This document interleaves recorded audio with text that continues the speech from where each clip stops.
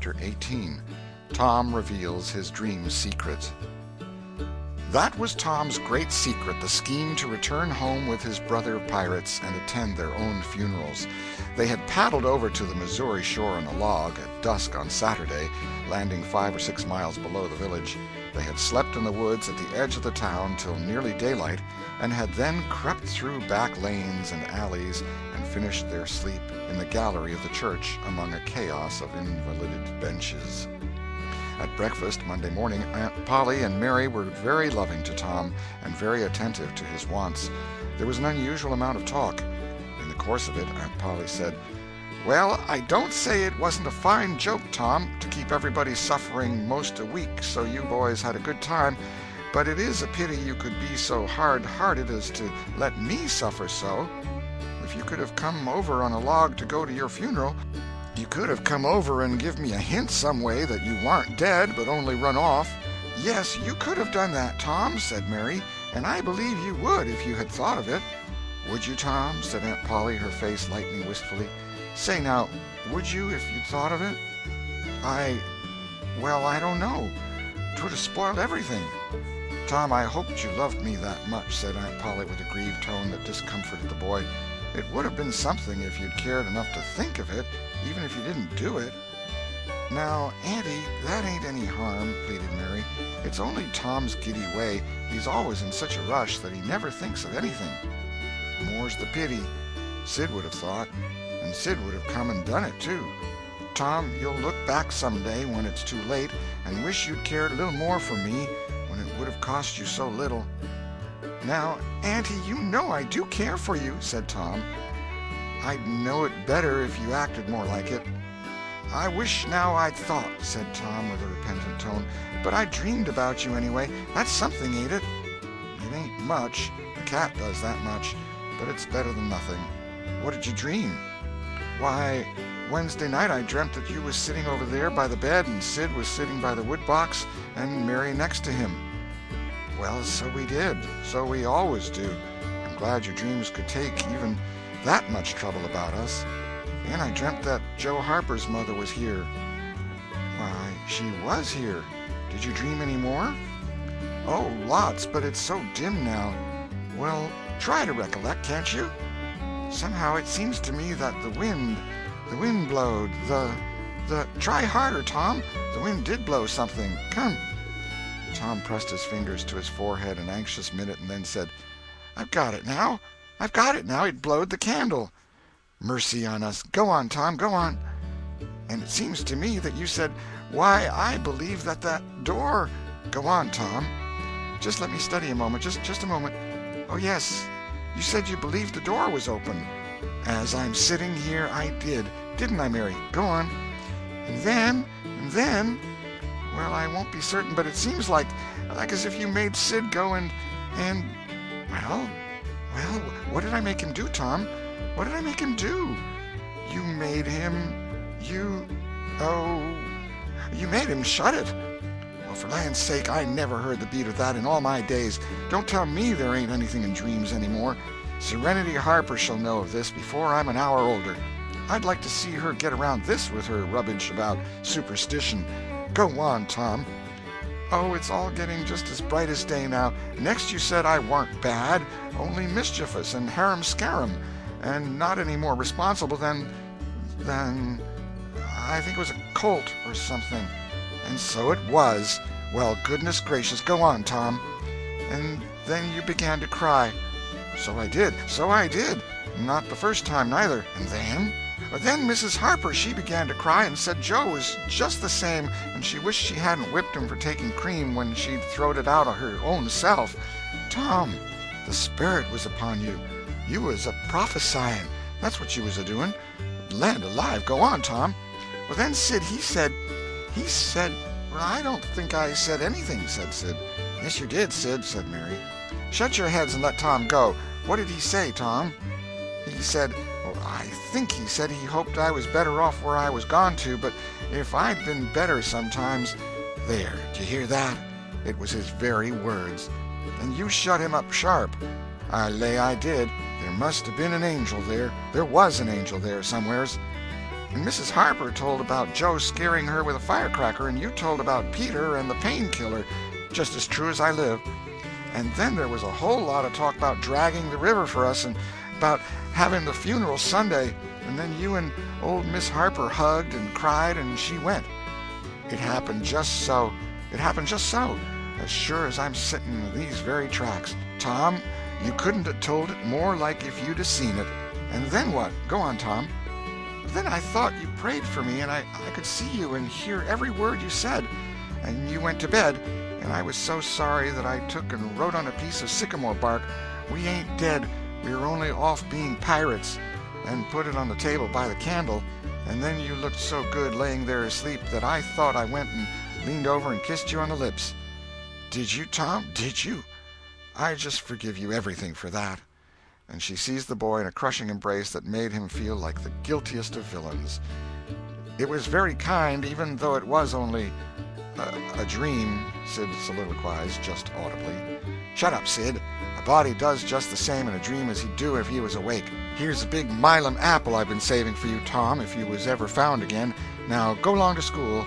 I'm thankful to the good God and Father of us all I've got you back. That's long-suffering and merciful to them that believe on him and keep his word, though goodness knows I'm unworthy of it. But if only the worthy ones got his blessings and had his hand to help them over the rough places, there's few enough would smile here or ever enter into his rest when the long night comes. Go along, Sid, Mary, Tom. Take yourselves off. You've hindered me long enough. The children left for school, and the old lady to call on Mrs. Harper and vanquish her realism with Tom's marvelous dream. Sid had better judgment than to utter the thought that was in his mind as he left the house. It was this: pretty thin, as long as a dream as that, without any mistakes in it. What a hero Tom was become now. He did not go skipping and prancing, but moved with a dignified swagger as became a pirate who felt that the public eye was on him. And indeed it was. He tried not to seem to see the looks or hear the remarks as he passed along, but they were food and drink to him.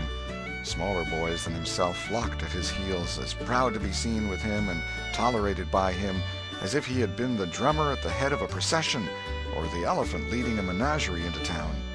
Boys of his own size pretended not to know he had been away at all, but they were consuming with envy nevertheless.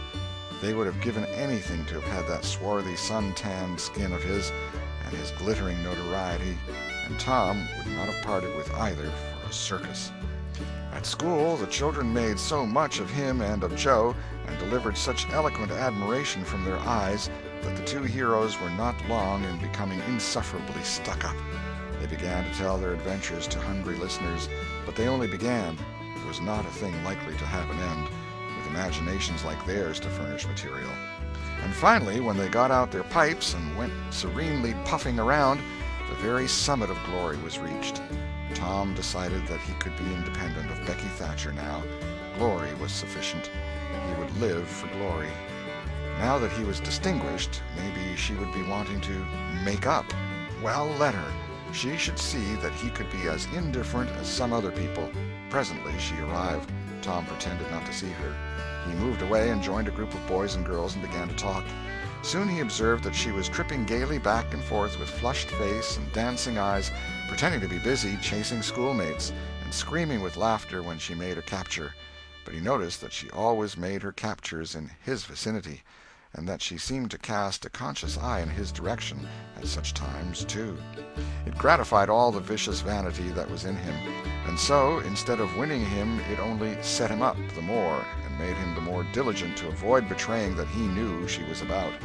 Presently she gave over skylarking, and moved irresolutely about, sighing once or twice, and glancing furtively and wistfully toward Tom. Then she observed that now Tom was talking more particularly to Amy Lawrence than to anyone else. She felt a sharp pang and grew disturbed and uneasy at once. She tried to go away, but her feet were treacherous, and carried her to the group instead. She said to a girl almost at Tom's elbow with sham vivacity, "Why, Mary Austin, you bad girl, why didn't you come to Sunday school?" "I did come. Didn't you see me?" "Why, no. Did you? Where did you sit?" "I was in Miss Peters' class, where I always go. I saw you." "Did you? Why, it's funny I didn't see you. I wanted to tell you about the picnic." "Oh, that's jolly. Who's going to give it?" My ma's going to let me have one. Oh, goody, I hope she'll let me come. Well, she will. The picnic's for me. She'll let anybody come that I want, and I want you. That's ever so nice. When is it going to be? By and by, maybe about vacation. Oh, won't it be fun? You going to have all the girls and boys? Yes, every one that's friends to me or wants to be, and she glanced ever so furtively at Tom. But he talked right along to Amy Lawrence about the terrible storm on the island and how the lightning tore the great sycamore tree all to flinders while he was standing within 3 feet of it. Oh, may I come? Said Gracie Miller. Yes. And me? Said Sally Rogers. Yes. And me too? Said Susie Harper. And Joe? Yes. And so on, with clapping of joyful hands till all the group had begged for invitations but Tom and Amy. Then Tom turned coolly away, still talking, and took Amy with him. Becky's lips trembled and the tears came to her eyes. She hid these signs with a forced gaiety and went on chattering, but the life had gone out of the picnic now, and out of everything else. She got away as soon as she could, and hid herself and had what her sex call a good cry. Then she sat moody with wounded pride till the bell rang. She roused up now with a vindictive cast in her eye, and gave her plaited tails a shake, and said she knew what she'd do. At recess, Tom continued his flirtation with Amy with jubilant self-satisfaction, and he kept drifting about to find Becky and lacerate her with the performance. At last he spied her, but there was a sudden falling of his mercury. She was sitting cozily on a little bench behind the schoolhouse looking at a picture book with Alfred Temple, and so absorbed were they, and their heads so close together over the book, that they did not seem to be conscious of anything in the world besides. Jealousy ran red-hot through Tom's veins. He began to hate himself for throwing away the chance Becky had offered for a reconciliation. He called himself a fool, and all the hard names he could think of. He wanted to cry with vexation. Amy chatted happily along as they walked, for her heart was singing, but Tom's tongue had lost its function. He did not hear what Amy was saying, and whenever she paused expectantly, he could only stammer an awkward assent, which was as often misplaced as otherwise. He kept drifting to the rear of the schoolhouse again and again to sear his eyeballs with a hateful spectacle there. He could not help it, and it maddened him to see, as he thought he saw, that Becky Thatcher never once suspected that he was even in the land of the living. But she did see, nevertheless, and she knew she was winning her fight, too, and was glad to see him suffer as she had suffered. Amy's happy prattle became intolerable. Tom hinted at things he had to attend to, things that must be done, and time was fleeting. But in vain the girl chirped on. Tom thought, oh, hang her, ain't I ever going to get rid of her? At last he must be attending to those things, and she said artlessly that she would be around when school left out, and he hastened away, hating her for it. Any other boy, Tom thought, grating his teeth, any boy in the whole town but that St. Louis smarty that thinks he dresses so fine and is aristocracy. Oh, all right, I licked you the first day you ever saw this town, mister, and I'll lick you again. You just wait till I catch you out. I'll just take and he went through the motions of thrashing an imaginary boy, pummeling the air and kicking and gouging.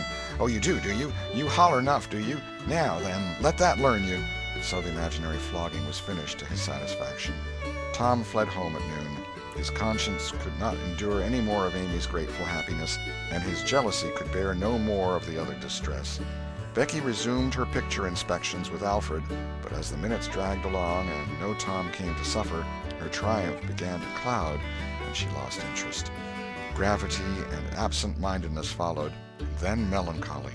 2 or 3 times she pricked up her ear at a footstep, but it was a false hope. No Tom came. At last she grew entirely miserable and wished she hadn't carried it so far. When poor Alfred, seeing that he was losing her, he did not know how, kept exclaiming, "Oh, here's a jolly one, look at this." She lost patience at last and said, "Oh, don't bother me, I don't care for them," and burst into tears and got up and walked away. Alfred dropped alongside and was going to try to comfort her, but she said, "Go away and leave me alone, can't you? I hate you." So the boy halted, wondering what he could have done, for she had said she would look at pictures all through the nooning, and she walked on crying. Then Alfred went musing into the deserted schoolhouse. He was humiliated and angry. He easily guessed his way to the truth. The girl had simply made a convenience of him to vent her spite upon Tom Sawyer. He was far from hating Tom the less when this thought occurred to him. He wished there was some way to get that boy into trouble without much risk to himself. Tom's spelling book fell under his eye. Here was his opportunity. He gratefully opened to the lesson for the afternoon and poured ink upon the page. Becky, glancing in at a window behind him at the moment, saw the act and moved on without discovering herself. She started homeward now, intending to find Tom and tell him. Tom would be thankful and their troubles would be healed. Before she was halfway home, however, she had changed her mind. The thought of Tom's treatment of her when she was talking about her picnic came scorching back and filled her with shame. She resolved to let him get whipped on the damaged spelling book's account and to hate him forever into the bargain. End of chapter 18.